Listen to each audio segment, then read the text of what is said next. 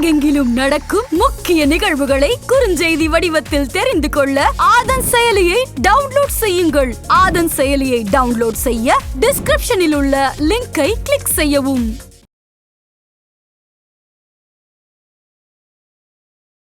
நிறைய முக்கியமான விஷயங்களை உங்களுக்கு பேசுவதற்கான நேரம். முதல்ல நம்முடைய தமிழ்நாட்டினுடைய இன்வெஸ்டர் சமிட் அதுல இருந்து நம்ம ஆரம்பிச்சு ஒரு விஷயமா பேசலாங்க ஐயா. 2 நாட்களுக்கு முன்பு நாங்கள் சொல்லியிருந்தோம், தமிழ்நாட்டினுடைய நம்முடைய இன்வெஸ்டர் சமிட் அது வெற்றியடையணும். காரணம், இந்த யாத்திரையில் எங்களுக்கு கிடைத்திருக்கக்கூடிய முக்கியமான பாடம், எந்த அளவுக்கு தமிழகத்திலே சில பகுதிகளில் வேலை வாய்ப்பை இல்லாம தொடர்ந்து புறக்கணிக்கப்பட்டு கொண்டிருக்கிறது என்பது நமக்கு கிடைத்திருக்கக்கூடிய பெரிய பாடம். இதை உதாரணமாக சொல்ல வேண்டும் என்றால், சென்னை, செங்கல்பட்டு, காஞ்சிபுரம், கோயம்புத்தூர் இந்த 4 மாவட்டங்கள் மட்டும் தமிழகத்தினுடைய 34% உற்பத்தி திறன் இந்த 4 மாவட்டத்தில் இருக்கு. 4 மாவட்டங்கள் 34% உற்பத்தி திறன், அவுட்புட், எக்கனாமிக் அவுட்புட். உதாரணத்துக்கு நேற்று நம்முடைய யாத்திரை 2 நாட்களாக தருமபுரியில் நடந்துகிட்டு இருக்கு. இப்போ தருமபுரியினுடைய உற்பத்தி திறனை பார்த்தீங்கன்னா வெறும் 1.7%, கரூர் 1.3%, சில மாவட்டங்கள் 1% கீழே இருக்காங்க. குறிப்பாக தென் தமிழகத்துல நிறைய மாவட்டங்கள் வளர்ச்சி இல்லாம, வேலை வாய்ப்பு இல்லாம கஷ்டப்பட்டு இருக்காங்க. ஆனால் தமிழகத்தை பொறுத்தவரை நிறைய பணம் உள்ளே வர வேண்டும், இன்வெஸ்ட்மெண்ட்ஸ் வரணும். குறிப்பாக அதன் மூலமாக வேலை வாய்ப்பு உருவாக்கப்பட வேண்டும். வேலை வாய்ப்பு உருவாக்கக்கூடிய பணம் நமக்கு வேண்டும். நாம் தொடர்ந்து சொல்லிக் கொண்டிருக்கின்றோம். குறிப்பாக நம்முடைய பாரத பிரதமர் நரேந்திர மோடி அவர்கள் வந்த பிறகு India has become an attractive destination for FDI. அதாவது உலகத்தில் இருக்கக்கூடிய எல்லா ஃபண்ட் ஹவுசஸ், மேஜர் கம்பெனிஸ், அவங்க எல்லாருமே இன்னைக்கு இந்தியா ஒரு பெரிய ஒரு இடமாக, அவர்களுடைய பணத்திற்கு நல்ல ரிட்டர்ன் கொடுக்கக்கூடிய ஒரு நாடாக பார்க்க ஆரம்பித்திருக்கின்றார்கள். இன்னைக்கு உலகத்துல FDI அட்ராக்ட் பண்ணக்கூடிய அதிக நாடுகள் பட்டியலில் நம்ம 2வது 3வது இடத்துல மாறி மாறி வர்றோம். அமெரிக்கா, சைனா, இந்தியா, இந்த 3 நாடுகள் தான் டாப் 3ல இருக்கும். இது நம்முடைய உழைப்பு, குறிப்பாக இந்திய மக்களுடைய உழைப்பு, ஒரு பொலிட்டிக்கல் ஸ்டெபிலிட்டி, அதனுடைய வெளிப்பாடு. இன்னைக்கு FDI இன்வெஸ்ட்மெண்ட்ஸ் இந்தியா முழுவதும் வருது. இன்னைக்கு தமிழகத்துடைய அரசு 6.6 லட்சம் கோடி, 6 கோடியே 60 லட்சம் ரூபாய் இன்வெஸ்ட்மெண்ட் அட்ராக்ட் பண்ணியிருக்கிறாங்க. 6.6 crore lakh rupee. இன்னைக்கு நான் ஏற்கனவே சொல்லியிருந்தேன், எங்களை பொறுத்தவரை 6.6 lakh crore, 6,60,000 கோடி ரூபாய். நாங்கள் ஏற்கனவே சொல்லியிருந்தோம், எங்களுடைய எதிர்பார்ப்பு தமிழகத்திற்கு 10 லட்சம் கோடி ரூபாய் நம்முடைய எதிர்பார்ப்பாக நாங்கள் சொல்லியிருந்தோம். எதற்குன்னு நீங்க கேட்கலாம். கடந்த 3 ஆண்டுகள்ல இந்தியாவில் நடந்த முக்கியமான இன்வெஸ்ட்மெண்ட் சம்மிட்டை பார்க்கலாம். 2023 பிப்ரவரி உத்தரப்பிரதேசல இதே போல் நடந்தது. 2023 பிப்ரவரியில உத்தரப்பிரதேசம் அட்ராக்ட் பண்ண மொத்த பணம் எவ்வளவுனா, நாம் 6,60,000 கோடி, நம்ம எல்லாம் வடக்கங்க அப்படின்னு சொல்றோம். உத்தரப்பிரதேஷ் அட்ராக்ட் பண்ண பணம் 33,51,000 கோடி ரூபாய், 33,51,000 crore. தமிழகம் நாம எவ்வளவு அட்ராக்ட் பண்ணியிருக்கிறோமோ இந்த சமிட்ல 5 மடங்கு உத்தரப்பிரதேசம் 2023 பிப்ரவரியில் நடந்த யூபி இன்வெஸ்ட்மெண்ட் சமிட்ல அட்ராக்ட் பண்ணியிருக்காங்க. யூபியில ரொம்ப அற்புதமான விஷயம் என்ன செஞ்சிருந்தாங்கன்னா, 75 மாவட்டத்துக்கும் அட்ராக்ட் பண்ணியிருந்தாங்க. 75 மாவட்டத்திற்கும் அட்ராக்ட் பண்ணியிருந்தாங்க. உத்தரப்பிரதேசனுடைய மிக மோசமான ஏரியாவாக இருக்கக்கூடிய பூர்வஞ்சல், புண்டில்கண்ட், உத்தரப்பிரதேசனுடைய வறட்சியில மிக மிக மோசமாக இருக்கக்கூடிய பகுதி புண்டில்கண்ட், பூர்வஞ்சல் மட்டுமே 9,51,000 கோடி ரூபாய் அட்ராக்ட் பண்ணாங்க. நான் ஒரு கால்குலேஷனுக்காக சொல்றேன். இல்ல அண்ணாமலை என்ன 10 லட்சம் கோடின்னு காத்துல சொன்னாரா, சும்மா சொன்னாரா, சும்மா ஒரு பாட்டுக்கு அடிச்சு விட்டாரா? தமிழ்நாடு அரசு 5.5 லட்சம் கோடின்னு சொன்னாங்க டார்கெட்டு. அண்ணாமலை என்னை தான் சாக்குன்னு ஒரு 10 லட்சம் கோடி சொல்லிட்டாரு. இன்னைக்கு 6 லட்சம் கோடி அட்ராக்ட் பண்ணிருக்காங்க. இதை வச்சு அண்ணாமலை அரசியல் பண்றாரா அப்படிங்கிறத தாண்டி இந்தியாவுடைய மேப்பை உங்களுக்கு காட்ட வேண்டிய கடமை நமக்கு இருக்கு. நாம் என்ன எந்த அளவுக்கு இம்ப்ரூவ் பண்ணணும்னு சொல்ற அளவுக்கு. உத்தரப்பிரதேச மாநிலம் 2023 பிப்ரவரியில 33 லட்சம் கோடி ரூபாய் அட்ராக்ட் பண்ணிருக்காங்க. அதன் பிறகு கர்நாடகா 2022ல, 2023 கர்நாடகால எலெக்ஷன் இயர், 2022 இன்வெஸ்ட் கர்நாடகால 9,82,000 கோடி ரூபாய், 9,82,000 crore கர்நாடகால 2022 பிப்ரவரியில் அட்ராக்ட் செய்யப்பட்ட பணம். குஜராத்தினுடைய இன்வெஸ்ட்மெண்ட் சமிட் நாளை மறுநாள், அதுக்கு அடுத்த நாள் நடக்குது. 10, 11, 12 ஜனவரி 10, 11, 12 குஜராத்தில் நடக்குது. குஜராத்தினுடைய பூர்வாங்கமாக இன்வெஸ்ட்மெண்ட் சமிட்டுக்கு முன்னாடி அவங்க பண்ண ப்ரீ சைனிங், நம்ம டிஆர்பி ராஜான்னு சில போட்டோலாம் போட்டிருந்தாங்க. இன்வெஸ்ட்மெண்ட் சமிட்டுக்கு முன்னாடியே வந்து இவ்வளவு பேர் கையெழுத்து போட்டிருக்காங்க. குஜராத் கடந்த 3 நாட்கள்ல அட்ராக்ட் பண்ண இன்வெஸ்ட்மெண்ட் மட்டுமே 7 லட்சம் கோடி ரூபாய். இன்னும் இன்வெஸ்ட்மெண்ட் சமிட்டுக்குள்ளே அவங்க போலிங்க. 7 லட்சம் கோடி ரூபாய் குஜராத் இன்வெஸ்ட்மெண்ட் சமிட் நடக்கிறதுக்கு முன்னாடி இருக்கக்கூடிய 3 நாள் அட்ராக்ட் பண்ண இன்வெஸ்ட்மெண்ட். ஸோ குஜராத் எவ்வளவு அட்ராக்ட் பண்றாங்க அப்படிங்கிறது நமக்கு 10, 11, 12 3 நாட்கள்ல இன்வெஸ்ட் குஜராத் முடிந்த பிறகு நமக்கு தெரியும். ஸோ நம்ம 3 பிக்சரை பார்க்குறோங்க ஐயா. ஒரு பக்கம் உத்தரப்பிரதேச பார்க்குறோம், ஒரு பக்கம் உத்தரப்பிரதேசனுடைய மோசமாக இருக்கக்கூடிய பூர்வஞ்சலை பார்க்குறோம். 33 லட்சம் கோடி ரூபாய் அட்ராக்ட் பண்ணியிருக்கக்கூடிய யூபி ஒரு பக்கம், மோசமான இடமா இருக்கு, கல்வி இல்லை, எதுவுமே இல்லை நம்ம சொல்லக்கூடிய பூர்வஞ்சல்ல 9 லட்சம் கோடி ரூபாய், குஜராத் பூர்வாங்கமாகவே 7 லட்சம் கோடி ரூபாய். ஸோ எந்த அளவுக்கு தமிழ்நாட்டில் அரசு இன்னும் இலக்குகளை பெரிதுபடுத்தி உழைக்க வேண்டி இருக்கு அப்படின்னு தான் காட்டு. அரசை பாராட்டுகின்றோம். வர ஒரு ரூபாய் நமக்கு வேணும். ஒரு ரூபாய் ஒரு வேலை வாய்ப்பு உருவாக்கும். தூத்துக்குடியில, ராமநாதபுரத்துல, தருமபுரியில எல்லா இடத்துக்கும் வேலை வாய்ப்பு உருவாக்கும். டார்கெட் எந்த அளவுக்கு வைத்து நாம் உழைக்க வேண்டியது இருக்கு. இன்னைக்கு வந்து ஸ்டெபிலிட்டி ஆஃப் பிசினஸ் எல்லாம் பார்க்கிறோம். இதற்கு முன்பு எலெக்ஷன் அப்ப அதானி குழுமத்தை வந்து மிக தவறாக பேசியவர். அதானி ஏதோ மோடி அவர்களுடைய சொத்து, அதானிக்கும் பிஜேபிக்கும் சம்பந்தம் இருக்கு, பிஜேபிக்கு அதானி தான் ஃபண்ட் பண்றாங்க, இந்த மாதிரி பல சொன்னாங்க. ஆனா அன்னைக்கு அதானிகிட்ட இருந்து 42,768 கோடி வந்த பிறகு ட்விட்டர்ல தலைவர்கள்லாம் பாராட்டுறாங்க. திமுகவினுடைய தலைவர்கள், திமுகவினுடைய முதலமைச்சர் இருந்து எல்லாம் பாருங்க, அதானி எங்களை பத்தி பெருமையா சொல்லியிருக்காங்க, வீடியோ பாருங்க, பாருங்க அம்பானி எங்களை பத்தி பெருமையா சொல்லியிருக்காங்க. அம்பானி அவர்கள் 35,000 கோடி ரூபாய் கொடுக்குறாங்க. டாடா குரூப் 83,212 கோடி ரூபாய் கொடுக்குறாங்க. ஸோ எந்த அளவுக்கு தமிழகத்துல அரசியல் எல்லாம் விட்டு சில கட்சிகள் தமிழகத்தினுடைய முன்னேற்றத்திற்காக மட்டும் பாடுபட வேண்டும் என்பதை இந்த இன்வெஸ்ட் தமிழ்நாடு நமக்கு சொல்லுகிறது. ஸோ எங்களுடைய எதிர்பார்ப்பு குறைந்தபட்சம் 10 லட்சம் கோடி ரூபாய் நாம் வைத்திருந்தோம். இப்போ அடுத்ததுங்கண்ணா, இதை தாண்டி சரி இன்னைக்கு பணம் வந்துருச்சு, நம்ம அதிகாரிகள் கடுமையா உழைச்சிருக்கிறாங்க. ஒரு பக்கம் நம்ம கம்பேர் பண்றோம், யூபி, குஜராத், கர்நாடகா, இன்னைக்கு நம்முடைய சொந்த மாநிலத்தை நம்ம கம்பேர் பண்றோம். அடுத்து நாம் புரிந்து கொள்ள வேண்டுங்கன்னா, தமிழ்நாட்டுக்கு வந்திருக்கக்கூடிய மேஜர் பணம் எந்த துறைக்கு வந்திருக்கு? Electronics, manufacturing, hardware, IT, services, இதுக்கெல்லாம் வந்திருக்கு. இந்த எல்லா துறைக்கும் நம்முடைய பாரத பிரதமர் நரேந்திர மோடி அவர்கள் production linked incentive scheme PLI அப்படின்னு ஒரு திட்டத்தை கொண்டு வந்த பிறகு இது அனைத்தும் கூட மிக வேகமாக இந்த துறைகளுக்கு இன்வெஸ்ட்மெண்ட் வர ஆரம்பிச்சிருக்குங்க. இப்ப PLIனா என்னங்கன்னா, PLI எதுக்காக நம்ம பிஜேபியில அடிக்கடி PLI என்கின்ற வார்த்தையை பயன்படுத்தணும் அப்படின்னாங்கன்னா, PLI என்பது நம்முடைய மத்திய அரசு, மோடி ஐயாவுடைய அரசு ஒரு ஊக்கம் கொடுக்கிறோம். டோட்டல் அவுட்லே, அதாவது battery, solar, textile, mobile, food processing, telecom, white goods, IT hardware, medical device, இதுல யார் இந்தியாவில் இன்வெஸ்ட் பண்ணாலும் கூட நம்முடைய மத்திய அரசு 1,97,000 கோடி ரூபாய் வரைக்கும் அவங்க இன்சென்டிவ் கிளைம் பண்ணிக்கலாம். இதுவரைக்கும் 95,000 கோடி ரூபாய் கிளைம் பண்ணியிருக்காங்க. ஸோ 1,97,000 கோடி ரூபாய் நம்ம இன்சென்டிவ்க்கு ஒதுக்கி வச்சிருக்கோம். ஆனால் நீங்க போய் ஆப்பிள் உள்ள ஃபோன் வர்றீங்களா, நீங்க வந்து ஒரு கம்பெனி தமிழ்நாட்டில் ஆரம்பிக்கிறீங்களா, தெலங்கானாவில் ஆரம்பிக்கிறீங்களா, உங்களுக்கு 1,97,000 கோடி ரூபாய் இன்சென்டிவ் நாங்க கொடுக்குறோம். அந்த அளவுக்கு நீங்க கிளைம் பண்ணிக்கலாம் உங்களுடைய கெப்பாசிட்டியை பொறுத்து. இதுவரை 95,000 கோடி ரூபாய் கிளைம் ஆயிருக்கு. இன்னைக்கு பாத்தீங்கன்னா குஜராத் சமிட்ல கிளைம் ஆகும் கொஞ்சம் பணம், நம்ம தமிழ்நாட்டில் நாம கொஞ்சம் கிளைம் பண்ணுவோம். ஸோ 1,97,000 கோடி ரூபாய் நம்ம கொடுத்த PLI அவுட்லேல இன்னைக்கு எல்லா நிறுவனங்களும் அந்தந்த மாநிலங்களுக்கு போய் இன்வெஸ்ட் பண்ணணும், மத்திய அரசனுடைய PLI பயன்படுத்திக்கணும்னு பாக்குறாங்க. இந்த PLI மூலமாக இந்த இன்வெஸ்ட் தமிழ்நாடுக்கு முன்னாடி வந்த பணம் மட்டுமே Foxconn, Pegatron, Wistron, Tata electronics 4 நிறுவனங்கள் மத்திய அரசனுடைய PLI இதை பயன்படுத்தி 31,000 கோடி ரூபாய் தமிழகத்துல உள்ள வந்திருக்காங்க. ஸோ ஒரு வெளிச்சமா பார்த்தீங்க அப்படின்னாங்கன்னா, நாம் போக வேண்டிய தூரம் இன்னும் ரொம்ப தூரம் இருக்கு. இன்னும் ரொம்ப தூரம் நம்ம பயணிக்க வேண்டியது இருக்கு. அதுவும் குறிப்பாக தமிழகத்துல வளர்ச்சி குறைவாக இருக்கக்கூடிய மாவட்டங்களுக்கு இன்னும் அதிகமாக நாம் ஊக்கம் கூட வேண்டியிருக்கு. இன்னொரு ஸ்டாட்டிஸ்டிக்ஸுங்கண்ணா, 2019 அக்டோபர்ல இருந்து 2023 செப்டம்பர் வரைக்கும், 2019 அக்டோபர், 2020, 2021, 2022, 2023 பார்த்தீங்கன்னா இந்தியாவில் எந்தெந்த மாநிலங்கள் அதிகமான பணத்தை ஈட்டுகின்றார்கள் FDI மூலமா? Maharashtra $61 billion, Karnataka $47 billion, Gujarat $34 billion, Delhi $28 billion, Tamil Nadu $9 billion. இன்னைக்கு 5வது இருக்கும் இந்தியாவில் FDI அட்ராக்ட் பண்ணக்கூடிய நம்முடைய மாநிலமா.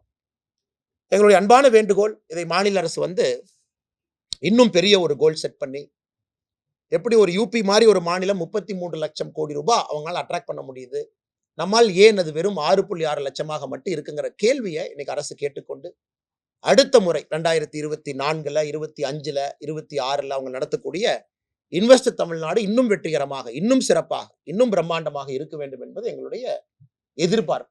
ஏன்னா அதில் கிரிட்டிசைஸ் பண்றதுக்கு ஒன்றும் இல்லைங்கண்ணா. அரசியலை தாண்டி வரக்கூடிய ஒரு பணமும் நமக்கு வேணும். இதெல்லாம் எங்கேயுமே அரசியல் பேசலீங்க. வந்த 6,60,000 கோடியும் வரவேற்கின்றோம். அந்த நேரத்துல நாம் பெருமை பேசுவதை தவிர்க்க வேண்டும் என்று திராவிட முன்னேற்ற கழகத்துக்கு உணர்த்துவதற்காக இந்த டேட்டாவை நான் கொடுக்குறேங்கண்ணா. ஒரு மாநிலம் எப்படி இருக்குன்னு அடுத்த முறை இன்னும் முயற்சி செய்து இன்னும் நிறைய பணங்கள் வந்திருக்கக்கூடிய எல்லா பணங்களும் ரியலைஸ் பண்ணும். 2வது கேள்வி, ரியலைஸ் ஆகுமா? இப்ப எல்லாத்துலயும் நம்ம பார்ப்போம், அக்ரிமெண்ட் சைன் பண்ணிட்டு போயிடுவாங்க. யாராரு இன்னைக்கு பாத்தீங்கன்னா அக்ரிமெண்ட் சைன் பண்ண பாதி பேர் பியூஷ் கோயல்ஜியை பாக்குறதுக்காக ஹோட்டல் ரூம்ல ஏர்போர்ட்ல நின்று இருந்தாங்க.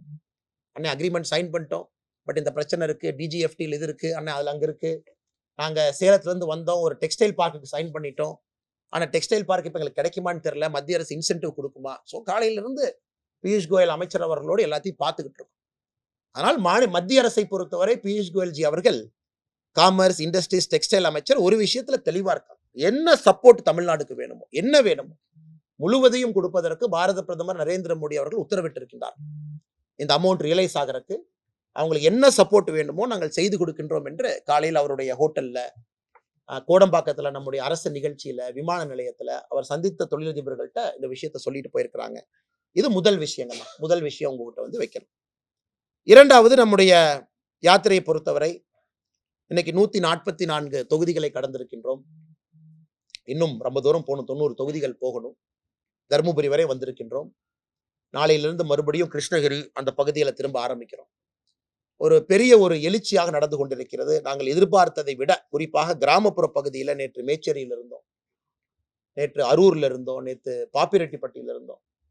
அங்கெல்லாம் போகும்பொழுது எந்த அளவுக்கு மக்களுக்கு கஷ்டம் இருக்கு, எந்த அளவுக்கு விவசாயம் பொய்த்து போக ஆரம்பித்திருக்கிறது, நீர் மேலாண்மை எந்த அளவுக்கு ஒரு கேள்விக்குறியா இருக்கு, எந்த அளவுக்கு படித்து விட்டு இளைஞர்கள் ஊர்ல இருக்கிறாங்க, இதெல்லாம் கண்கூடாக பார்க்க முடிகிறது.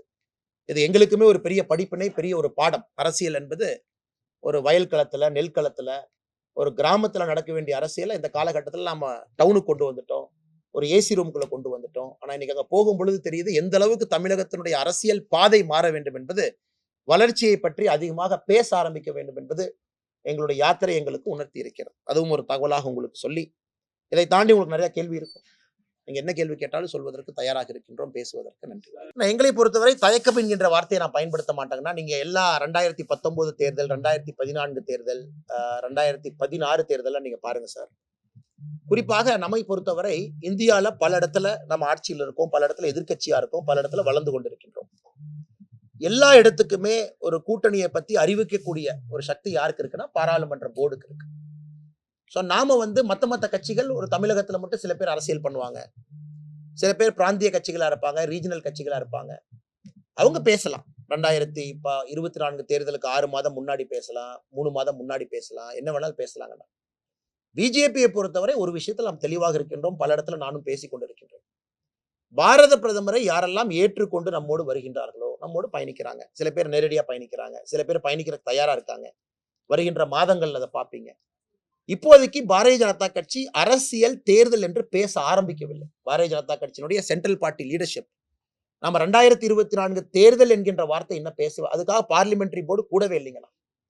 இப்ப என்னுடைய லெவல்ல ஒரு மாநில தலைவராக நான் என்ன பேச முடியுமோ அதை பேசிக் கொண்டிருக்கின்றேன். மோடி அவர்களை யார் ஏத்துக்கிறீங்களோ கூட இருக்கிறீங்க, சேர்ந்து பயணம் பண்ண போறோம். 2024 பாரதிய ஜனதா கட்சி தமிழகத்திலே கட்சியாக எங்களுக்கு ஒரு முக்கியமான தேர்தல்.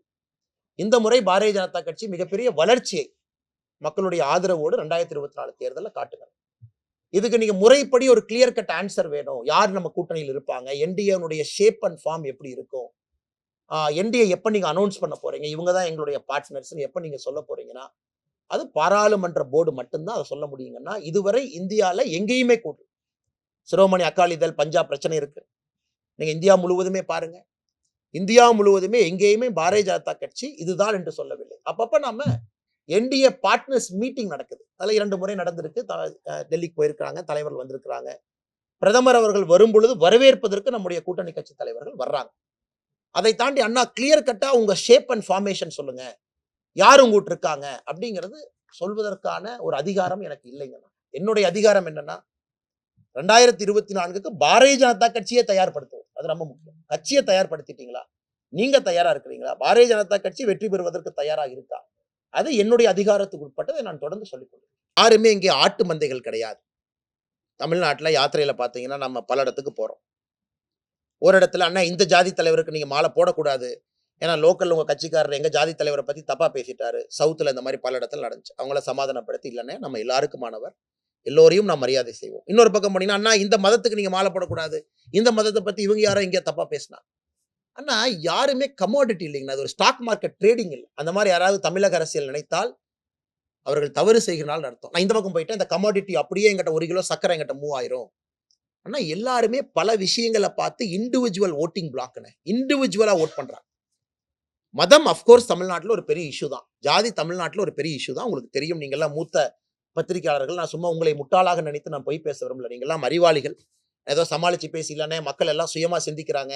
ஜாதி மதத்தை தாண்டி அவங்க ஓட்டு போடுறாங்க. நான் சொல்ல விரும்பலைங்க. நான் ஜாதி மதம் ஒரு ஃபேக்டர். ஆனா இன்னைக்கு யாராச்சும் நினைச்சு கமாடிட்டி நினைச்சாங்கன்னா, அப்படியே என்கிட்ட வரும், அப்படியே இந்த பக்கம் போகும், அப்படியே இங்க வரும். அதெல்லாம் தமிழ்நாட்டுல நடக்காதுங்க. நான் உண்மையாலும் சொல்றாங்கன்னா, டெய்லி 20,000 பேர் 25,000 பேர்த்த குறைஞ்சபட்சம் சந்திக்கிறோம். கிட்டத்தட்ட 5 மாத காலமா ரோட்ல இருக்கும். மழையில, பனியில, குளிர்ல நடந்து போயிட்டு இருக்கும். அத்தனை மக்கள்கிட்ட பேசுறோம். இன்ஃபார்மலா, ஃபார்மலா, லோக்கல் பத்திரிகையாளர்கிட்ட பேசுறோம். நான் சென்னை தாண்டி கீழ இருக்கக்கூடிய ஒரு ஸ்ட்ரிங்கர்ட்ட இருந்து பேசுறோம். இந்த முறை களம் கம்ப்ளீட்டா மாறிடுச்சுங்கண்ணா. யாரெல்லாம் இந்த ஜாதியெல்லாம் எனக்கு ஓட்டு போடும், இந்த ஜாதியெல்லாம் ஏன் ஓட்டிங் பிளாக், ட்ரெடிஷனலா எனக்கு தான் வருவாங்க, எல்லாம் இந்த முறை உடைய போகுது. காரணங்கண்ணா 2014, 19 பாராளுமன்ற தேர்தல் வேறு.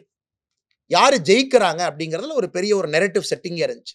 இவங்க ஜெயிப்பாங்களா, இவங்க ஜெயிப்பாங்களா, தமிழ்நாட்டில இருந்து துணை பிரதமரா வருவதற்கு வாய்ப்பு இருக்கு, இவங்களுக்கு ஓட்டு போடலாம். 2024 பொறுத்த வரைக்கும் இட்ஸ் a clean decision. பாரத பிரதமர் நரேந்திர மோடி அவர்கள் 3வது முறை ஆட்சிக்கு வரப்போறாங்க அப்படிங்கிறது எல்லாருக்குமே தெரியுங்கண்ணா. அப்ப நம்ம நினைக்கக்கூடிய விஷயங்கள் நிறைய மாறும். எல்லோருக்குமே தெரியும் மோடி அவங்க வர்றாங்க. இப்ப டிஎம்கே காரங்க என்ன சொல்றாங்க, நான் பல இடத்துல அவங்க பொய்களை சொல்றேன். எம்பி இல்ல இந்த ரோட்ல பறக்கும் சாலை நான் தான் போட்டேன். உதாரணத்துக்கு தருமபுரியில் நேத்து அந்த மாண்புமிகு எம்பி அவர்கள் பேசியதை கிரிட்டிசைஸ் பண்ணி, குறிப்பாக தொப்பூர்ல பறக்கும் சாலை ஒரு 775 கோடி ரூபாய் கொடுத்துருக்கோம். நான் பாராளுமன்றத்தில் பேசுறதுனாலதான் கிடைச்சது. நான் சொன்னேன், அண்ணா மோடி தான் வரப்போறான்னு தெரியும். உங்களுக்கு திமுக காரங்க பணம் வாங்கி கொடுக்குறதுக்கு எதுக்கு இருக்கணும்? நாங்களே அது இருந்துட்டு போறோம். மோடி தான் வர்றான்னு தெரிஞ்சதுக்கு அப்புறம் திமுக எம்பி வந்து நான் பணத்தை வாங்கி கொடுப்பதற்காக மட்டும் திமுக எம்பி ஒருத்தர் வேண்டுமா? அந்த வேலையை நாங்களே செஞ்சுட்டு போறோம். நம்ம கட்சி ஆட்சியில் இருக்கு, நம்மால் எம்பியா இருக்கு. ஆனா மக்கள் யோசிக்கிறாங்க, மாறுறாங்க. முதல்ல மாதிரி இல்ல, 3 பேர்த்துக்கும் வாய்ப்பு இருக்கு, இந்திய அலையன்ஸ்க்கு வாய்ப்பு இருக்கு, என்டிஏக்கு வாய்ப்பு இருக்கு, இந்த 2 கூட்டணி இல்லாதவருக்கு வாய்ப்பு இருக்குன்னா நீங்க சொல்ற கருத்தை நான் ஏத்துக்கிறேங்கண்ணா. இந்த முறை மோடி அவர்களுக்கு மட்டும்தான் வாய்ப்பு இருக்கு என்று தெரிந்த பிறகு யாருமே பிளாக்கா ஜாதியா ஓட்டு போறது இல்லை. கம்ப்ளீட்டா எல்லாம் உடையும். அதை 2024 தேர்தல் நமக்கு உணர்த்தும் என்கின்ற நம்பிக்கை எனக்கு இருக்கு. அண்ணே, கரப்ஷன் மட்டும் ஒரு இஷ்யூ இல்லைங்கண்ணா. நம்ம ஒரு விஷயம் என்ன புரிஞ்சுக்கணும்னா, கரப்ஷன் என்பது ஒரு ட்ரிகர் ஃபேக்டர். நம்ம ட்ரிகர் பண்ணணும், மக்களுடைய மனசாட்சியை ட்ரிகர் பண்ணணும், மக்கள்கிட்ட அந்த நெரேட்டிவை நம்ம கொண்டு போகணும். மக்கள்கிட்ட சொன்னோம் சார், கரப்ஷனும் ஒரு ஃபேக்டர். ஸோ காலையிலிருந்து இரவு வரை நான் கரப்ஷனை மட்டும் பேச முடியாதுங்கண்ணா. அண்ணாமலை என்ன காலையில் ப்ரெஸ் மீட்டில் லஞ்சத்தை பற்றி பேசினாரு, மத்தியானம் லஞ்சம் 2 பற்றி பேசினாரு. அப்போ நான் ஆக்டிவிஸ்ட் ஆயிடுவேன். அப்போ நான் அரசியல்வாதி இல்லைண்ணே, நான் ஆக்டிவிஸ்ட். எத்தனையோ ஆக்டிவிஸ்ட் தமிழ்நாட்டில் இருக்காங்க, சிறப்பாக செயல்படுறாங்க. பத்திரிகை நண்பர்கள் நீங்களும் நிறைய பேர் ஆக்டிவிஸ்டாக காட்டுறீங்க. லஞ்சம் என்பது ஒரு ஃபேக்டர், கரப்ஷன் என்பது ஒரு ஃபேக்டர், குட் கவர்னன்ஸ் அதை விட பெரிய ஃபேக்டர். நாங்க என்ன செஞ்சிருக்கோம் 10 ஆண்டு, அதை விட பெரிய ஃபேக்டர் அடுத்த 5 ஆண்டுகள் என்ன செய்ய போறோம்.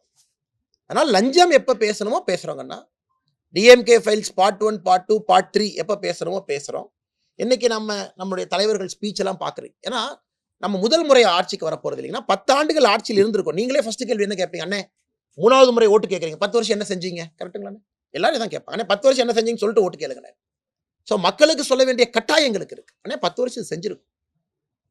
அப்ப எங்களுடைய குட் கவர்னன்ஸை, நல்லாட்சியை ப்ரொஜெக்ட் பண்ண வேண்டிய நிலைமையில பாரதிய ஜனதா கட்சி இன்னைக்கு இருக்கு. முதல் முறை ஆட்சிக்கு வர 2014 எங்களுடைய பேச்சு வேற மாதிரி இருந்துச்சு.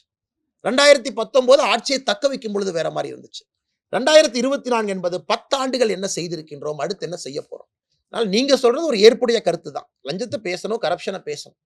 பாராளுமன்றத்துக்கு 60 நாள் இருக்கும் பொழுது, இன்னும் 60 நாட்கள் பாக்கி இருக்கும் பொழுது லஞ்சத்தையும் பேசணும், குட் கவர்னன்ஸும் பேசணும், எங்க விஷன் மேப்பையும் பேசணும். அதையெல்லாம் செய்து கொண்டிருக்கின்றோம். அண்ணா, ஃபர்ஸ்ட் இதுக்கு வந்து சில விஷயங்கள் புரிஞ்சுக்கணும். தமிழ்நாட்டினுடைய ஃபினான்ஷியல் கண்டிஷன் இன்னைக்கு என்னதான் பேச்சுவார்த்தை தலைகீழா நம்முடைய அமைச்சர் அவர்கள் போய் தலைகீழா நின்று பேச்சுவார்த்தை பண்ணா கூட அதை ஹானர் பண்ணக்கூடிய சக்தி அமைச்சருக்கு இல்லை, தமிழ்நாடு அரசுக்கு இல்லை. உதாரணத்துக்கு இன்னைக்கு அமைச்சர் சிவசங்கர் ஐயா போறாங்க, எல்லா போக்குவரத்து சங்கங்களை கூப்பிடுறாங்க. அண்ணே ஓகே, நீங்க சொல்றதை ஏத்துக்கிட்டோம், 6 குறிப்புகள் கொடுத்துருக்கீங்க, உடனே ஓட்டுநர் நடத்த போட்டுடலாம், 40,000 பேத்துக்கு வேலை கொடுத்துடலாம், ஓய்வூதிய திட்டத்தை மாத்திரலாம், அண்ணா இதை பண்ணிடலாம் அதை பண்ணலான்னு சொன்னா பணம் இல்லை அண்ணா சப்போர்ட் பண்றதுக்கு. there is no money. Tamil Nadu அரசு இன்னைக்கு 8,23,000 கோடி கடன் வாங்கியிருக்காங்க. இந்த ஆண்டு ப்ரொஜெக்டட் கடன் இன்னும் ஒரு 75,000 கோடி வாங்க போறாங்க.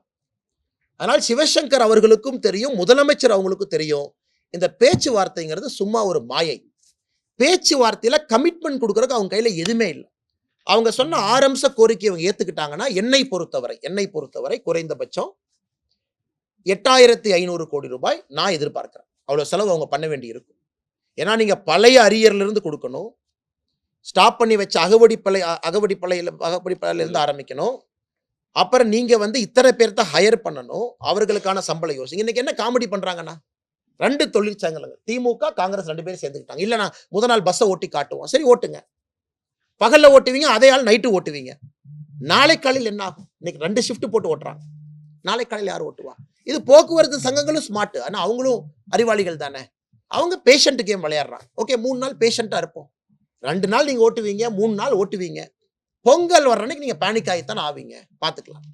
இது பாத்தீங்கன்னா பக்காவா இந்த பிரிசனர்ஸ் டைலமான்னு சொல்லுவாங்க. அது எப்படி ஒரு ஸ்ட்ராட்டஜி கேம்ஸ் நடக்குமோ அது போல தமிழக அரசுக்கு தெரியும் நம்ம என்ன சொன்னாலும் நம்மளால செய்ய முடியாதுன்னு. போக்குவரத்து அங்க இருக்கக்கூடிய சங்கங்களுக்கு தெரியும், 4 நாள் இழுத்து பிடிச்சிட்டா 5ஆவது நாள் நீ இறங்கித்தான் வரணும். ஸோ இதுல பத்திரிகை நண்பர்கள் நீங்களும் அரசியல்வாதிகள் நாங்களும் மாட்டியிருக்கின்றோம். கோரிக்கை நியாயமானதா? ஆனா நியாயமானது. ஓல்டேஜ் பென்ஷனை பத்தி மட்டும் நான் பேச விரும்பலீங்கன்னா, நியூ ஏஜ் பென்ஷனை நம்பி ஆதரித்து பேசக்கூடிய பாரதிய ஜனதா கட்சி இங்க இருக்கு. மிச்ச 5 கோரிக்கைகளும் நியாயமான கோரிக்கை தான், சுமை அதிகம். ஆனா இன்னைக்கு அரசனுடைய பினான்ஸ் அதல பாதாளத்தில் இருக்கும் பொழுது சிவசங்கர் அவர்களுக்கு என்ன அதிகாரம் இருக்கு கமிட் பண்றேன்? முடியாது அவர்னால். அவங்க 5வது அம்ச கோரிக்கை என்னன்னு, 6ல் 5வது என்ன, வரக்கூடிய ஷார்ட் ஃபால தமிழக பட்ஜெட் பேலன்ஸ் பண்ணி கொடுக்குறாங்க. நியாயமானது தானே. நம்ம இலவச ஒரு பக்கம் கொடுக்குறோங்க, ஃப்ரீ பஸ் பாஸ் கொடுக்குறோம், குழந்தைங்களுக்கு கொடுக்குறோம். இப்போ நீங்க அதை பேலன்ஸ் பண்ணலீங்கன்னா மெயின்டெனன்ஸ்ல இருந்து ஸ்பேர் பார்ட்ஸ்ல இருந்து அரசு பேருந்து கழகங்கள் வாங்கிய கடனுக்கு வட்டி கட்டுறதுல இருந்து யார் கட்டுவா? ஸோ இதற்கு ஒரே ஒரு காரணம், தமிழ்நாட்டினுடைய ஃபினான்ஷியல் கண்டிஷன் இன்னும் இது போல பல விஷயங்களை நமக்கு முன்னால் கொண்டு நிறுத்த போகுது. அதனாலதான் திரும்ப திரும்ப நம்ம சொல்றோம். யாரோ கேட்குறாங்க, அண்ணே தமிழ்நாடு அரசு கடன் வாங்கினது எனக்கு என்னன்னே பாதிப்புன்னு யாராச்சும் கேட்டாங்கன்னா, அண்ணே ஒரு ரேஷன் கார்டின் மீது 3,61,000 ரூபாய் கடன் இருக்கு. கடன் அதிகமாக வட்டிச்சுமை அதிகமாகும். யாருமே இந்தியாவில் 8 லட்சம் கோடி கடன் வாங்கினதில்லை. நாம தான் முதல் மாநிலம் 8,23,000 கோடி. 10 லட்சம் கோடியை தாண்டிட்டீங்கன்னா இன்னைக்கே 87 வருஷம் கட்டணும், 87 இயர்ஸ் ரீபேமெண்ட் பீரியட். இன்னிலிருந்து புதிய கடன் நீங்க வாங்கலாம். அதனால ஒரு இம்பாசிபிள் ஸ்டேஜுக்குள்ள தமிழ்நாடு அரசு போயிருச்சு. இதை உங்களால ஹேண்டில் பண்ண முடியுமா? அந்த அளவுக்கு சவாலான நிதி அமைச்சர்கள் இருக்கிறாங்களா இதை எதிர்கொண்டு சமாளிப்பதற்கு? அந்த திரும்ப போய் என்ன கேட்பாங்க, மத்திய அரசு கிராண்ட் கேட்க போறாங்க. நீங்க பாருங்க நடக்குதா இல்லையான்னு பாருங்க. ரமேஷ் சார்ல சீனியர் இருக்கீங்க, எல்லாம் சீனியர் இருக்கீங்க. 2 ஆண்டுகள்ல மத்திய அரசு கிட்ட இருந்து ஒரு பெரிய கிராண்ட் நைட் 2 லட்சம் 3 லட்சம் கோடி கேட்பாங்க. வட்டியெல்லாம் கடன் கொடுங்க, 50 வருஷம் கழிச்சு வட்டி கொடுக்குறோம், எங்களை காப்பாத்துங்கன்னு தமிழ்நாடு அரசு கேட்கத்தான் போகுது. அதற்கான அடித்தளத்தை அமைக்க ஆரம்பித்து விட்டார்கள். இது கொஞ்சம் டீட்டெயிலாக சொல்லணும்னு நினைக்கிறேன் சார். ஏன்னா நம்ம தமிழகத்தில் இருக்கக்கூடிய மக்களுக்கு இதை பற்றி இன்னும் கொஞ்சம் நம்ம ஆழமாக பேச வேண்டும் என்பது என்னுடைய கருத்து. மாலத்தீவு லட்சத்தீவுக்கு பக்கத்தில் இருக்கக்கூடிய தீவு. உங்களுக்கு தெரியும், இதற்கு முன்பு லட்சத்தீவில் பிளாட் அமைப்பினர் மாலேக்குள்ள, மால்டீவ்ஸுடைய கேபிட்டல் சிட்டி மாலேக்குள்ள போய் பேராஷூட்ல இருந்து குதிச்சு இரவோடு இரவாக மாலேவை கேப்சர் பண்ணி அந்த அரசை தன்னுடைய சொத்தாக அபகரிக்க முயற்சித்த பொழுது இந்தியாவிலிருந்து நம்ம ஆர்மி ஃபோர்ஸ் அனுப்பி அதை ரெடி பண்ணி திரும்ப மாலத்தீவு கொடுத்தோம். அன்றிலிருந்து நமக்கும் மாலத்தீவுக்கும் ஒரு ஒப்பந்தம் என்னன்னா, இந்தியன் மிலிட்டரியினுடைய கண்டிஜென்ட் ஃபோர்ஸ் மாலத்தீவில் இருப்பாங்க எப்பொழுதுமே மாலத்தீவுடைய பாதுகாப்புக்காக. மாலத்தீவினுடைய நேஷனல் செக்யூரிட்டி அட்வைசர் நம்மகிட்ட அஜித் தோவல் இருக்கிற மாதிரி மாலத்தீவினுடைய நேஷனல் செக்யூரிட்டி அட்வைசர் இந்தியாவிலிருந்து போவாங்க. இந்தியாவில் இருக்கக்கூடிய ஐபிஎஸ் ஆஃபீஸர் ஒருத்தர் மாலத்தீவினுடைய என்எஸ்ஏவா இருப்பாங்க. இது பல ஆண்டு கால ஒப்பந்தம், அதை அப்படியே ஃபாலோ பண்றோம். குறிப்பாக இப்ப வந்திருக்கக்கூடிய மாலத்தீவினுடைய அதிபர் எலெக்ஷன் பிரச்சாரத்தப்பவே no India, anti India, no force அப்படின்னு டிஷர்ட் போட்டு பிரச்சாரம் பண்ணவர்.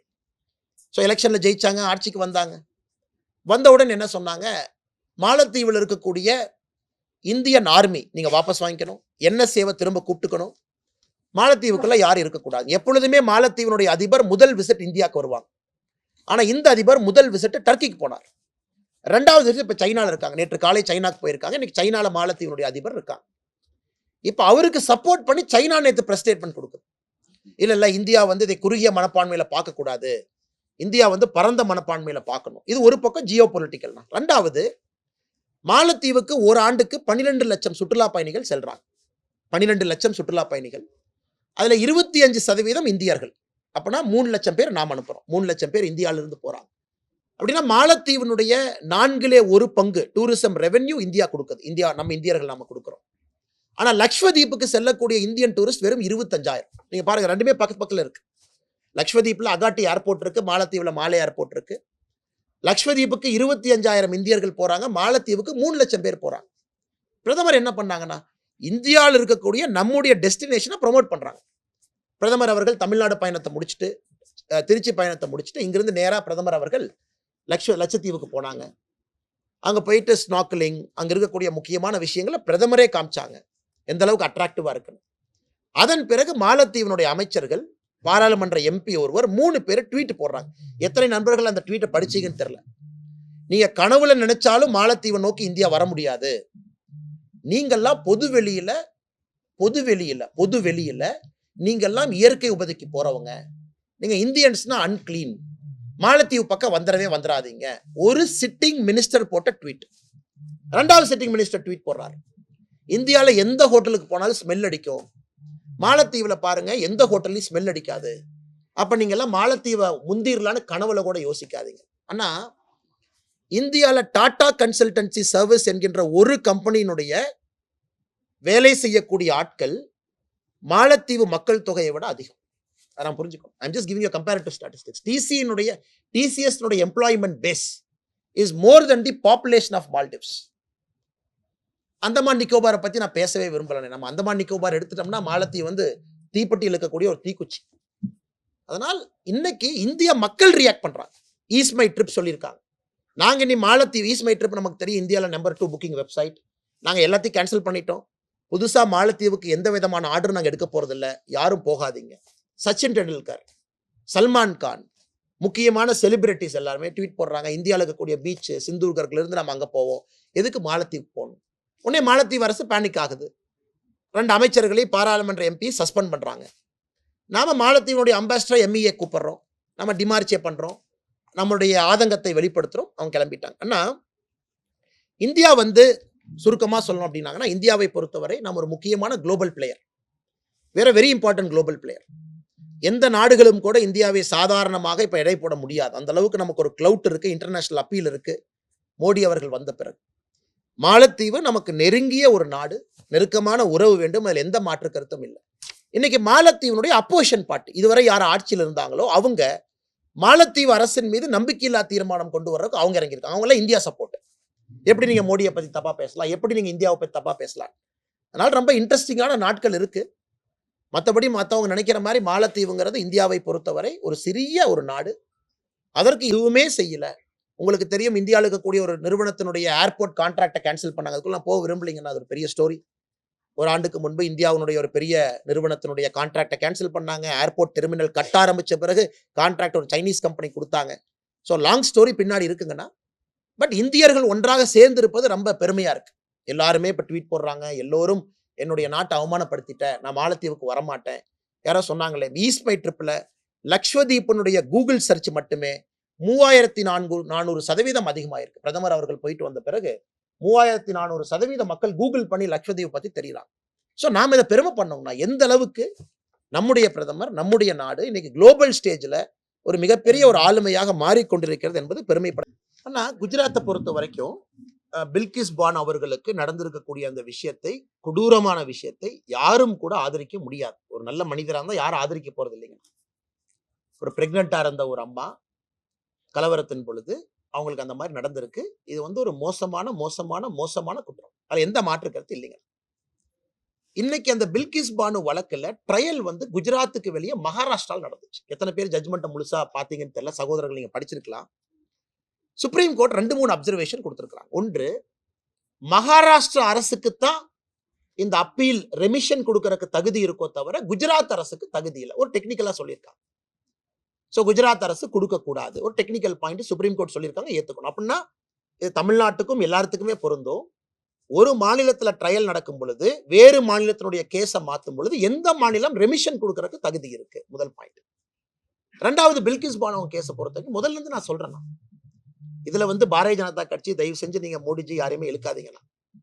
எங்களை பொறுத்தவரை பில்கிஸ் பானோ அவர்களுக்கு நியாயம் கிடைக்கணும் என்பதற்காகத்தான் அப்ப இருந்த குஜராத் அரசே கைது பண்ணி அவர்களுக்கான தண்டனை ஊர்ஜிதம் செஞ்சு ட்ரையல் மட்டும் ஃபைனல் ட்ரையல் மகாராஷ்டிரா நடந்துச்சு. ஸோ சுப்ரீம் கோர்ட் என்ன சொல்லியிருக்கோம், சுப்ரீம் கோர்ட்டோட அப்சர்வேஷன் சொல்லியிருக்காங்க. 15 நாளோ 1 வாரமா டைம் கொடுத்துருக்காங்க. அவங்க எல்லாம் திரும்ப சரண்டர் ஆகணும். 2 வாரமாகனா 2 வாரம் 14 நாள் டைம் கொடுத்துருக்காங்க. ஸோ சுப்ரீம் கோர்ட் என்ன சொல்லியிருக்காங்களோ நம்ம ஒபே பண்ணணும். யாராக இருந்தாலும் ஒபே பண்ணணும். அது எந்த மாநிலமா இருந்தாலும் ஒபே பண்ணணும். இப்ப ரெண்டாவது கேள்விங்கண்ணா, அதான் ரெண்டாவது கேள்விக்கு நான் வர்றேங்கண்ணா. நான் ஏற்கனவே சொன்னது போல மகாராஷ்டிரா அரசுக்கு தான் ரெமிஷன் கொடுக்கிற தகுதி இருக்கு, குஜராத் அரசு இல்லைங்கிறாங்க. இன்னைக்கு மகாராஷ்டிரா அரசு ரெமிஷன் கொடுத்தா நம்ம என்ன பண்ணுவாங்கன்னா எனக்கு தெரியாது. இன்னைக்கு அவங்க திரும்ப அண்ணா நீங்க பாருங்கன்னா, தமிழ்நாடு அரசும் கவர்னருக்கு ஒரு பெரிய கோப்பு அனுப்பிச்சிருக்காங்க. பெரிய கோப்பு. அந்த நிறைய கோப்புல எங்களுக்கு உடன்பாடு இல்லை. உதாரணத்திற்கு டெரரிசம் சம்பந்தப்பட்ட குற்றவாளிகள் நாங்கள் விடுவிக்க கூடாதுங்கிறோம், தமிழ்நாடு அரசு விடுவிக்கணுங்கிறாங்க. இது ஒரு பாயிண்ட் ஆஃப் டிபேட் தான். ஒருவேளை அவங்க வெளியே வந்துட்டாங்கன்னா நான் என்ன சொல்ல போறேன்னா, அப்ப டெரரிசம் தமிழ்நாடு அரசு ஊக்குவிக்குதா? இதாங்க பாயிண்ட். இது கோர்ட் வரைக்கும் போகும், திரும்ப கோர்ட்டை பார்க்கும். போட்டா, யுஏபிஏ, என்எஸ்ஏ இதுல கைது செய்யப்பட்டவங்கள ரெமிஷன் கொடுக்க முடியுமா? இது தமிழ்நாட்டுக்கும் நடக்கும், எல்லாத்துக்கும் நடக்கும். ஆனால் என்னை பொறுத்தவரை அரசியலே கலக்கல். நான் முதல் பாயிண்டே தெளிவா சொல்லிட்டேன். பில்கிஸ் பானோ அவர்களுக்கு தொடர்ந்து நான் பல இடத்துல பேசிட்டு இருக்கேன். இதற்கு முன்பு இதே பிரஸ் மீட் ரெமிஷன் அன்னைக்கு நீங்க கேட்ட போது கூட நான் சொன்னேன், அண்ணா அரசு முடிவெடுத்திருக்காங்க, கோர்ட்டுக்கு போயிருக்காங்க, விருந்தா குரோவர் அட்வொகேட் எல்லாம் போயிருக்காங்க. பில்கிஸ் பானோ அவங்களுக்கு நடந்தது சரியா? ரொம்ப தவறு. அப்ப பில்கிஸ் பானோ கைதானவங்க யாராக இருந்தாலும் நீங்க ஏத்துவீங்களா? யாராக இருந்தாலும் குற்றவாளிகள் தான், காலத்துக்கு குற்றவாளிகள் தான். கொடுமையிலும் கொடுமையான குற்றம் அங்கே நடந்திருக்கு. அதனால இது சுப்ரீம் கோர்ட்டினுடைய அப்சர்வேஷன். நாளைக்கு மகாராஷ்டிரா அரசு என்ன பண்ணுதுன்னு பார்ப்போம். அவங்க 2 வாரம் கழிச்சு கோர்ட்ல சரண்டர் ஆகணும், ஜெயிலுக்கு போகணும், பேசுவாங்க. ஆனா அழகிரி அண்ணன் ஒரு மூத்த தலைவருங்கன்னா, ஒரு பாரம்பரியமான அரசியல் கட்சியினுடைய தலைவரா இருக்கிறாங்க. காங்கிரஸ் ரொம்ப நீண்ட நெடிய அனுபவம் இருக்கக்கூடிய கட்சி. அண்ணே, கடனை எப்பொழுதுமே நம்ம எது கம்பேர் பண்றோம் அப்படின்னாங்கன்னா, அந்த மாநிலத்தினுடைய உற்பத்தி திறனுக்கு கம்பேர் பண்றோம். இன்னைக்கு தமிழ்நாட்டினுடைய மொத்த உற்பத்தி திறன்ல நம்முடைய மாநிலத்தினுடைய கடன் 25% தாண்டிட்டோம். 25.14 நினைக்கிறேன், கரெக்டான டேட்டா என்கிட்ட இல்ல. 25% பக்கத்துல வந்துட்டோம். உற்பத்தி திறன்ல 25% கடன். இந்தியாவுடைய உற்பத்தி திறன் $3.97 trillion. அதுல இந்தியாவுடைய கடனை பாருங்கண்ணா.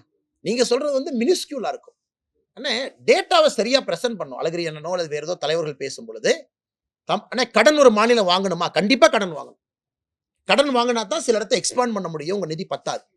கடன் இவ்வளவு வாங்கணுமா? ஆட்சிக்கு 31 மாசத்துல 2,69,000 கோடி கடன் வாங்கியிருக்கோம். 2,69,000 31 மாசத்துல ஆட்சிக்கு வந்து. நான் திரும்ப சொல்வது அன்சஸ்டைனபிள் கடன் சொல்றேன். இந்திய அரசு, எல்லா அரசுமே கடன் இருக்கு. சைனா கடன் இருக்கு, அமெரிக்கா எவ்வளவு ட்ரில்லியன் கடன் இருக்கு. அவங்களால சர்வீஸ் பண்ண முடியும். தமிழ்நாட்டினால சர்வீஸ் பண்ண முடியல. நம்மளால அண்ணா உங்களுக்கு ரெவென்யூ குறைய ஆரம்பிச்சிருச்சுன்னா, you are not able to generate your own revenue. உங்களால ரெவென்யூ ஜெனரேட் பண்ண முடியலன்னா கடனை எப்படி சர்வீஸ் பண்ணுவீங்க? அதனால அழகிரி அவர்கள் பேசுவது, ஐயோ தமிழ்நாடு கடனே வாங்கக்கூடாதா? எல்லா மாநிலமும் கடன் வாங்குது, கடன் வாங்கணும்.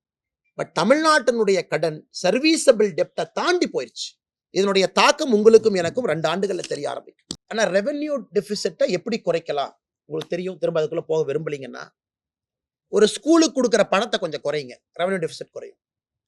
ஆனா இப்ப நான் தமிழ்நாட்டில் ஸ்கூல் எஜுகேஷனுக்கு நான் 10,000 கோடி கொடுக்குறேன், 8,000 கோடி கொடுக்கும், 2,000 கோடி குறைஞ்சிருச்சா? ஆனா எப்படி குறைக்கிறாங்கிற டாக்குமெண்ட்ல பார்க்கணும். தமிழ்நாட்டை பொறுத்தவரை ஒரு பக்கம் அன்பில் மகேஷ் பொய்யாமொழி அவங்க சொல்றாங்க, 92% பட்ஜெட் நாங்க போடுறது சம்பளத்துக்கும் எங்களுடைய பென்ஷனுக்கும் போனா எப்படிப்பா நான் ஸ்கூல் கட்டுவேன்? இன்னைக்கு தமிழகத்துல சிஏஜி ரிப்போர்ட் படி 13,000 வகுப்பறைகள் குறைவா இருக்கு. ஸ்கூல் குறைவா இருக்குன்னு நான் சொல்லிங்கன்னா 13,000 வகுப்பறைகள். நம்ம கிளாஸை மெர்ஜ் பண்றோம். 4ஆம் கிளாஸ் 5ஆம் கிளாஸ் ஒன்னா உட்காருங்க, 1ஆம் கிளாஸ் 2ஆம் கிளாஸ் ஒன்னா உட்காருங்க, 13,000 வகுப்பறை. அதனால the devil is always in the details னு சொல்லுவாங்க. எக்கனாமிக்ஸை பொறுத்த வரைக்கும் ஏன்னா நான் MBA படிச்சிருக்கேன், நான் படிச்சது ஃபினான்ஸ் மேஜர் பண்ணியிருக்கேன், ஓரளவுக்கு எக்கனாமிக்ஸ் தெரியுங்கன்னா. ரெவென்யூ டெபிசிட்டை குறைச்சிட்டோம்னா, அண்ணா இன்வெஸ்ட்மெண்ட்டை குறைச்சிங்கன்னா ரெவென்யூ டெபிசிட் குறைஞ்சிரும். அது குறைக்கிறது இல்லைங்கண்ணா. ஹெல்த், எஜுகேஷன், அதற்கு நம்ம இன்வெஸ்ட் பண்ணக்கூடிய பணம் அதிகமாகணும்.